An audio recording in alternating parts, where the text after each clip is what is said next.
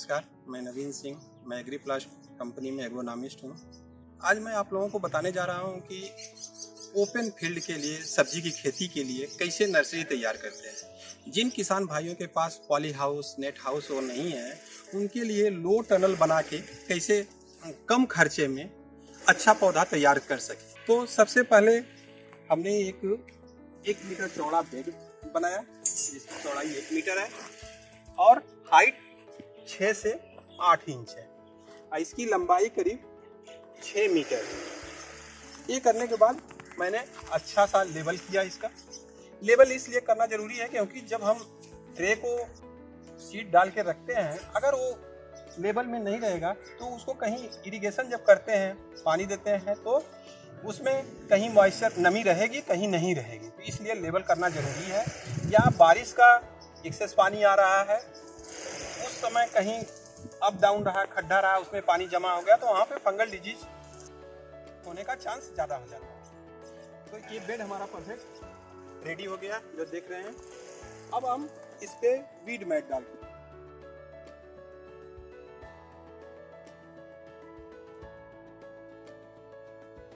Water permeable होने के कारण ये पर स्क्वायर मीटर पर मिनट 21 लीटर पानी जमीन के नीचे चला जाता है। तो इससे कहीं भी हमारे बेड पे वाटर लॉगिंग होने का प्रॉब्लम नहीं आता है। और जैसे दीमक वगैरह वो भी प्लांट के रूट को डैमेज नहीं करते हैं। और दूसरा चीज़, इसमें जो ट्रे से सीड जर्मिनेशन होने के बाद रूट भी सॉइल के अंदर नहीं जाएगा, तो कोई सॉइल बॉर्न डिजीज आने का चांस नहीं रहता है। अब हम इसको कैसे फिक्स करते हैं, ये देखिए।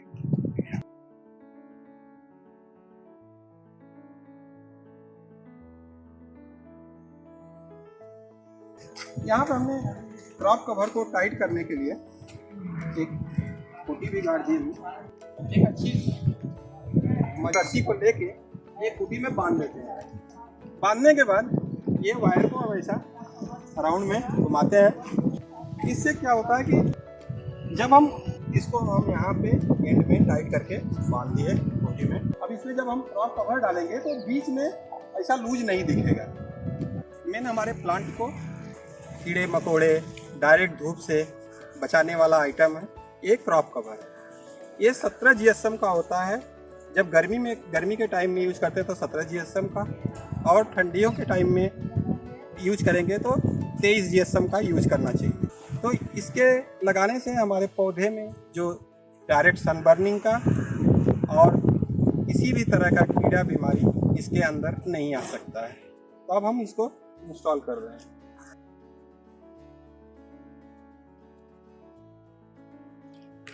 हमारी कंपनी का एग्रीप्लास्ट क्रॉप शील्ड लिखा हुआ है, ये सेंटर में रहेगा, तो दोनों तरफ 50-50% आपको क्रॉप कवर आ जाएगा। यहाँ भी इसको टाइट करके बांध देते हैं। फाइनली हमने crop weed mat crop cover से कवर कर दिया स्ट्रक्चर। अब हम इसको शुरू से पहला एक साइड से मिट्टी में दबाते हैं। जैसे कि पहले हमने इसमें बेड से 4-4 इंच तक की मिट्टी को साइड में कर लिया था। तो ये देखें कि हमने इधर से एक साइड से पूरा कवर कर दिया, वीड मैट क्रॉप कवर दोनों। सेम प्रोसेस उधर भी करते हैं।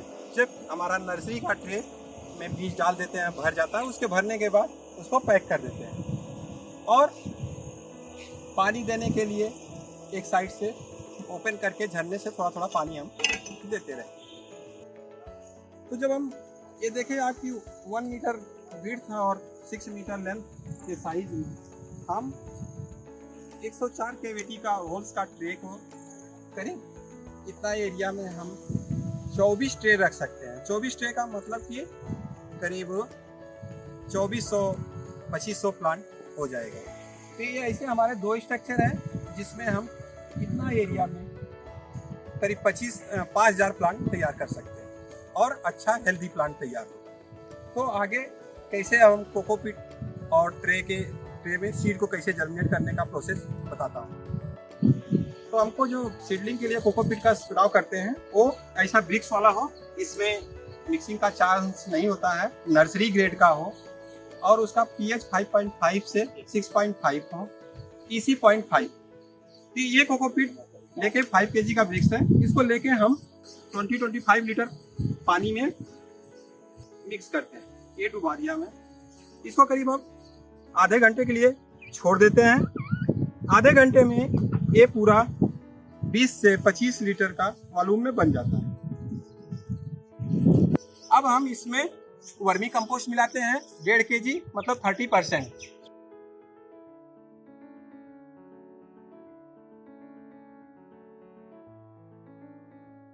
और फंगस के लिए फंजीसाइड है बाविस्टीन, टेक्निकल कार्बेंडाजिम है 50%। ये चीज हम इसमें 20 ग्राम तक डाल देते हैं।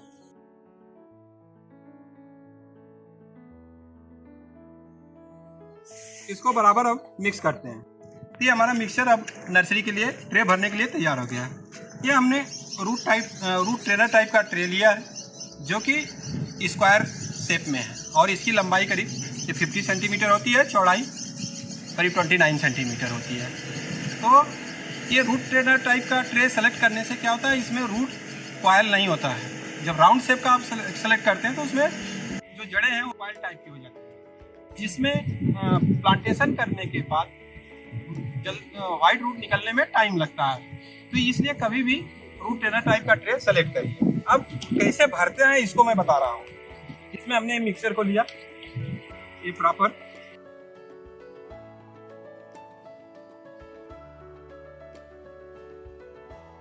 ये ज़्यादा टाइट भी नहीं भरना चाहिए और लूज भी नहीं होना चाहिए। अब इसमें कैसे सीड डालते हैं वो मैं आपको बता रहा हूँ। एक एक सीड को डालना चाहिए और सेंटर में डालना चाहिए। सेंटर में डालने से क्या होता है कि रूट जो प्लांट के है चारों तरफ रूट डेवलप अच्छा होता है और प्लांट निकालने के टाइम इजी होता है। ऐसे एक एक बीज डालना चाहिए, पूरा ट्रे को कर देते हैं। फिर क्या करते हैं, ये नील्स ऐसा लेके इसको पॉइंटेड हो जाता है, इसको थोड़ा सा ही दबाना चाहिए, बस। ये देख रहे हैं, इससे क्या फायदा होता है कि सीड हमारा अंदर नहीं जाता है ये, और इसको ऐसा कवर कर देना चाहिए। ज़्यादा अंदर जाने से प्रॉब्लम ये होता है कि सीड के सड़ने का चांस ज़्यादा रहता है। तो कभी भी बस इतना ही दबाना चाहिए कि वो सीड हमको दिखता रहे, और हम जब ऊपर से पानी देते हैं तो वो सीड खुले न, कि ये चीज़ का ज़्यादा मेन चीज़ यही ध्यान देना होता है। कभी कभी हम मिस्टेक करते हैं कि सीड को बहुत अंदर कर देते हैं और जर्मिनेशन बहुत लेट होता है या फिर होता ही नहीं। ये हमारा ट्रे में अब हम सीड डाल दिए हैं और इसको इसके अंदर रखते हैं। तो ये देखिए एकदम फर्स्ट क्लास है, डबल होने के नाते कहीं ट्रे ऊपर नीचे नहीं है, और ऐसा 2 लाइन का। तो इस तरह से करीब हमारा 6 मीटर में 24 ट्रे आ जाएगा, क्योंकि इसकी लेंथ जो है 50 सेंटीमीटर। अब हम एक क्रॉप कवर से पूरा ऐसा रख देते हैं, और यहाँ भी हम ऐसा साइड से मिट्टी लगा देंगे। जब हमको सीडलिंग की सिंचाई करना होगा तो एक तरफ से ऐसा थोड़ा सा खोल के झरने से पानी दे देंगे और इसको फिर ढक दिया करेंगे। इसमें बारिश का पानी भी 50-60% ही अंदर जाता है, क्योंकि ये आर्च टाइप होने के ऊपर स्लिप कर जाता है और डायरेक्ट धूप भी नहीं लगती है।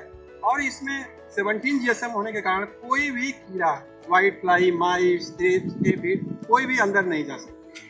तो हमको पेस्टिसाइड का उपयोग भी ना के बराबर करना होता है। बहुत ही फास्ट हमारा पौधा तैयार होगा, इसमें CO2 भी मेंटेन हो जाता है और कोई भी सनलाइट, डायरेक्ट सनलाइट बर्निंग का चांसेस नहीं है। एक चीज इसमें हम लोग कर सकते हैं कि बारिश के टाइम में वो एक नॉर्मल प्लास्टिक लेके उससे हम लोग, जब बारिश हैवी बारिश हो रही है तो उससे हम कवर कर दें, तो हम बारिश के पानी से भी बचा सकते हैं। इससे हमारा प्लांट सेफ रहेगा, हैवी बारिश में भी बच जाएगा, और ठंडी के टाइम में भी रात को इससे कवर कर देंगे तो ठंडी से भी पौधा बच जाता है। इस प्रकार हम लोग बहुत ही कम खर्च में बहुत अच्छा पौधा तैयार कर सकते हैं। और बारिश खत्म होने के बाद ये प्लास्टिक हटा देना चाहिए, क्योंकि इसमें एयर अंदर नहीं जाएगी और जब हवा ब्लॉक हो जाएगी तो फंगल डिजीज आने के चांस होते हैं। इसको बीच बीच में दबा कहीं कुछ बीच बीच में थोड़ा मिट्टी रख देना चाहिए, और बारिश खत्म हो तो तुरंत हटा दें, नहीं तो इसमें अंदर ह्यूमिडिटी इंक्रीज हो जाती है जिससे पौधे को नुकसान करती है। गोभी का और पत्ता गोभी का, और उसमें बैगन है और मिर्ची का। तो ये आप देख सकते हैं कि इसमें एक हफ्ते में कितना अच्छा जर्मिनेशन, पूरा 95% से ऊपर जर्मिनेट हो गया। इसमें मैंने डायरेक्ट सीड को कोकोपीट और वर्मी कंपोस्ट मिक्स करके उसमें जो डाला था मैं डायरेक्ट यहाँ रख दिया। ये क्रॉप कवर से होता है कि आपका डायरेक्ट सनलाइट नहीं आ रही है, ना ही बीच बीच में बारिश भी हुआ तो डायरेक्ट बारिश भी नहीं आई। इससे है कि ये नेचर अभी जो देख रहे हैं कि आप ज़्यादा ह्यूमिडिटी है लेकिन इसमें एयर सर्कुलेशन अच्छा होता है, इसके लिए ये जो ग्रोथ हो रही है नेचुरली हो रही है। बहुत ही अच्छा जर्मिनेशन हुआ है। और ये देख रहे हैं कि हमने जो पानी का रिक्वायरमेंट है इसको एक दिन छोड़ के एक दिन देते रहते हैं। अब इस ट्रे में हम दिखा रहे हैं कि जैसे हमने कल पानी नहीं दिया था, ये थोड़ा सा ब्राउन टाइप का लाइट ब्राउन दिख रहा है एक साइड यहाँ पे जैसे। तो अब इस कंडीशन में हमको पानी को देना जरूरी होता है। ये पानी दे दिए। इधर देख रहे हैं थोड़ा इस ट्रे में जैसे इसको रिक्वायरमेंट नहीं है तो हम इसमें पानी नहीं देंगे। एक दिन छोड़ के या आज कितना रिक्वायरमेंट है पानी का उतना ही देना चाहिए, क्योंकि इसमें बारिश होगा तो पानी अंदर जा सकता है। और अभी कोई फंगल डिजीज वगैरह का प्रॉब्लम नहीं है, हमारा एकदम फ्रेश है, ना ही कोई इंसेक्ट है। तो इसको हम खाली पानी देने के लिए ओपन करते हैं और पानी देने के बाद इसको हम फिर ऐसे कवर कर देते हैं। ये जो मैंने क्रॉप कवर में नर्सरी गो किया था, वैसे तो ये डिजीज फ्री है, कोई बीमारी नहीं है, लेकिन फिर भी हम लोगों को नर्सरी के लिए प्री ट्रीटमेंट करके जाना चाहिए, क्योंकि कभी भी फंगल आ जाता है हमको पता नहीं चलता है, या इंसेक्ट आ जाते हैं हम आइडेंटिफाई नहीं कर पाते हैं। तो उसके हिसाब से हमको प्री ट्रीटमेंट करना चाहिए। क्या करना चाहिए प्री ट्रीटमेंट? फंजीसाइड में जैसे बाविस्टीन है 1 ग्राम पर लीटर के हिसाब से देना चाहिए। एमिस्टार टॉप होता है 0.5 ml के हिसाब देना चाहिए। और माइट्स वगैरह के लिए एबामेक्टिन 0.3 ml पर लीटर के हिसाब से स्प्रे करना चाहिए। तो इन चीज़ों को हम मॉर्निंग में करें, और मॉर्निंग में उस समय करना चाहिए जब लीफ एरिया पे वाटर ना हो। एटलीस्ट 9 से 10 बजे तक लीफ एरिया ड्राई हो जाती है, क्योंकि रात में ओस वगैरह पड़ती है तो प्लांट पे हमारे आ सकती है। इसके लिए हम लोगों को ये चीज़ों का ध्यान देके ही स्प्रे करना चाहिए। अभी मैं बाविस्टीन का कैसे स्प्रे करते हैं वो दिखा रहे हैं आप। ये मैंने 5 लीटर का स्प्रे टैंक है हमारा, इसमें हमने बाविस्टीन करीब 5 लीटर के लिए 5 ग्राम ले रहे हैं। ये हमारा 10 ग्राम का माप है, तो इसका हाफ हम रखेंगे, तो ये करीब 5 ग्राम हो गया। ये 5 ग्राम को हमने पहले मग में पानी ले लिया है हाफ लीटर जैसा, इसमें डाल देते हैं, क्योंकि अगर हम इस टैंक में डालेंगे तो प्रॉपर मिक्सिंग नहीं हो पाती है। इसके लिए किसी लकड़ी से मिक्स करना चाहिए, रॉड वगैरह GI वगैरह से नहीं करना चाहिए। तो ये हमने प्रॉपर मिक्स कर दिया, ये पाउडर प्रॉपर मिक्स हो गया। मिक्स होने के बाद अब हमने इसमें ये स्प्रे मशीन में डाल दे रहे हैं। तो ये घोल तैयार करने के बाद इसको अच्छे से पूरा स्प्रे करते रहना चाहिए। ये प्री ट्रीटमेंट के लिए हम लोग को वीकली 1 बार फंजीसाइड, 1 बार इंसेक्टिसाइड का करते रहना चाहिए। तो कोई भी ऐसा फंगस वगैरह इंसेक्ट जो भी है, माइट्स, थ्रिप्स, ये सब डेवलप नहीं होते। हम इसको कवर कर सकते हैं, ये ढक दिए हम। जब हमारा पौधा करीब जर्मिनेशन से 1 वीक, मतलब नॉर्मल जर्मिनेशन कहिए तो 1 वीक में हो जाता है, और जर्मिनेशन के 1 वीक बाद एटलीस्ट 15 दिन का हो तो हमको फर्टिलाइजर देना चालू करना चाहिए। फर्टिलाइजर में ध्यान देना चाहिए कि जैसे हम लोग NPK 19-19, 12-61 और ह्यूमिक एसिड भी देते हैं। रूट डेवलप के लिए फास्फोरिक एसिड भी देते हैं। तो इन सबों की क्वांटिटी बहुत कम रखना चाहिए। जैसे 19-19 है शुरू में, तो 0.5 ग्राम पर लीटर के हिसाब से चालू करना चाहिए। और दूसरा 1261 है, वो भी 0.5 ग्राम। ये एक दिन अल्टरनेट भी कर सकते हैं और आपके प्लांट के रिक्वायरमेंट के हिसाब से डेली भी दे सकते हैं। तो इसको भी आप स्प्रे में दे सकते हैं, इजी होता है। दूसरा चीज़ की ह्यूमिक एसिड जो है वो 12% का 0.5 ml के हिसाब से देना चाहिए, जो रूट डेवलप में अच्छा सपोर्टिव होता है। ये चीज़ अभी हमारा प्लांट जो है ये करीब 20 डेज का हो गया है, तो हमने इसमें 2 से 3 बार दिया है NPK 1261, जिसका कि हम रूट दिखाना चाह रहे हैं। आप ये देख रहे हैं, जो कि रूट, ये ब्रिंजल प्लांट है, ये अभी इतना अच्छा रूट डेवलप हो गया है। अब मेरे हिसाब से अभी 1 वीक में ये पूरा फुल रूट डेवलप हो जाएगा और प्लांटेशन के लिए रेडी हो जाएगा। तो इसके लिए हम लोग नर्सरी में भी फर्टिलाइज़र देना ज़रूरी है, लेकिन वो प्लांट के रिक्वायरमेंट के हिसाब से और कौन सा प्लांट है, कितना दिन में प्लांटेशन करना है, उसके हिसाब से आप उसकी टाइमिंग कितना बार देना है ये डिसाइड करना चाहिए। इसमें आप देख रहे हैं कि एक यूनिफॉर्म नेचुरल ग्रोथ टाइप का है, क्योंकि क्रॉप कवर में पूरी भरपूर मात्रा में ये आपका सनलाइट भी आ रहा है और कोई डिजीज भी नहीं है, डायरेक्ट विंड से भी प्रोटेक्ट करता है, रेन से भी प्रोटेक्ट कर रहा है। तो इसके लिए कोई भी बीमारी भी नहीं है और एक यूनिफॉर्म ग्रोथ हो रही है, जो कि क्रॉप कवर सपोर्ट कर रहा है। और हम जब फुल इसको क्लोज कर देते हैं तो इसके अंदर प्लांट के लिए CO2 भी मेंटेन अच्छी तरह से होता है। इधर दिल्ली और ब्रिंजल है, ये दूसरा वाला हमने बनाया है, इसमें कि हमने गोभी का, आप देख रहे हैं ये भी 20 दिन का प्लांट हो गया है करीब, इस टाइप से रूट डेवलप हो गया है। अब ये 1 वीक और रखेंगे मैक्सिमम, तो ये हमारा प्लांटेशन के लिए रेडी है। और कितना हेल्दी और कितना स्ट्रॉन्ग प्लांट है। ये लो टनल बना के हमने क्रॉप कवर के अंदर चिल्ली, ब्रिंजल, कैबेज, कॉलीफ्लावर का नर्सरी तैयार किया था, जो कि आज वो 26 दिन का हो गया है। ये कॉलीफ्लावर का है, फूल गोभी, ये रूट डेवलप देखिए, इतनी अच्छी वाइड रूट डेवलप होने के बाद, स्ट्रांग रूट होने के बाद प्लांट का मोर्टालिटी का कोई चांस नहीं रहता है। तो मैंने ये क्रॉप कवर में देखा कि ये ग्रोथ जो है नेचुरल हो रही है। ये हमारे प्लांट अब बहुत हेल्दी हैं और देख रहे हैं कि आप एक यूनिफॉर्म ग्रोथ है। तो ये क्रॉप कवर का ये बेनिफिट है कि डायरेक्ट सनलाइट भी नहीं लगी पौधे को और बारिश टाइम में डायरेक्ट बारिश भी नहीं आई। और इसके अंदर जब हम ऐसा कवर कर देते थे तो प्लांट के लिए CO2 भी मेंटेन हो जाता था। तो इसलिए हमारा प्लांट बहुत ही हेल्दी और बहुत अच्छी रूट डेवलप हुआ है।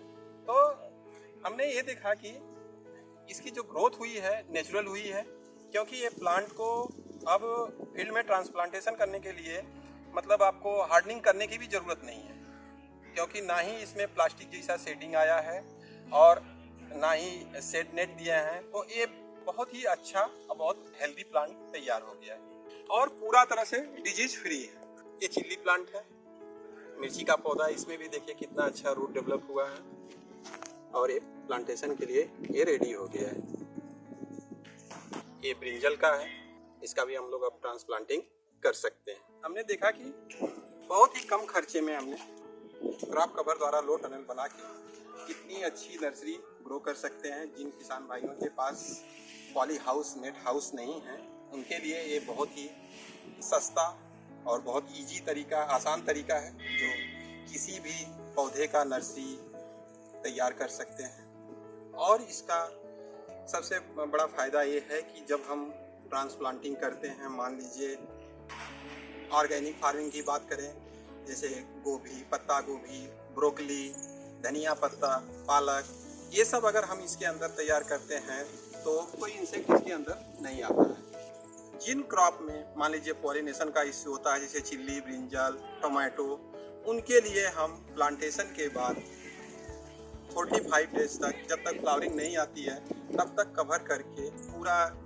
इंसेक्ट फ्री और स्ट्रांग प्लांट, हेल्दी प्लांट तैयार कर सकते हैं। जब पॉलिनेशन स्टार्ट होने का टाइम आता है तो उस समय हमको क्रॉप कवर को जैसे कि ऐसा ओपन कर देना चाहिए और हवा के द्वारा पौधों में पॉलिनेशन इजी से हो जाएगा। इसका फ़ायदा एक तो प्लांट को सनबर्ड, डायरेक्ट सनलाइट से बचाता है, बर्ड से, जैसे आपका फ्रूट आइटम हो या वेजिटेबल ही है तो डायरेक्ट कवर रहेगा तो बर्ड चिड़िया से नुकसान होने वाले। और डायरेक्ट रेन, मान लीजिए हैवी बारिश हो रही है, अगर हम क्रॉप कवर किए हुए हैं तो करीब 30-40% वाटर जो है स्लाइड होके बाहर चला जाता है। प्लांट को अगर कवर किए हुए हैं तो CO2 अच्छी तरह से प्लांट को मेंटेन होता है और कोई भी प्रोडक्ट की क्वालिटी इम्प्रूव हो जाती है और हार्वेस्टिंग जो पीरियड है वो इंक्रीज हो जाता है, बढ़ जाता है, लॉन्ग टाइम तक हार्वेस्टिंग कर सकते हैं और हम लोग बेटर क्वालिटी और अच्छा प्रोडक्शन ले सकते हैं इसके उपयोग से। तो ये मोस्टली वेजिटेबल और फ्रूट जैसे पोमोग्रेनेट, पपाया, बनाना आज सब चीज़ों के लिए कवर करने के लिए यूज किया जाता है। वाटर सेविंग भी 30 से 40% कर सकते हैं, 50 से 60% पेस्टिसाइड सेविंग कर सकते हैं। तो ये सब चीज़ों का ध्यान रखते हुए आप कोई भी फसल ग्रो कर रहे हैं तो उसमें क्रॉप कवर का यूज करिए, जिससे आपकी क्वालिटी बेटर हो जाएगी और आपका उत्पादन भी बढ़ जाएगा। धन्यवाद।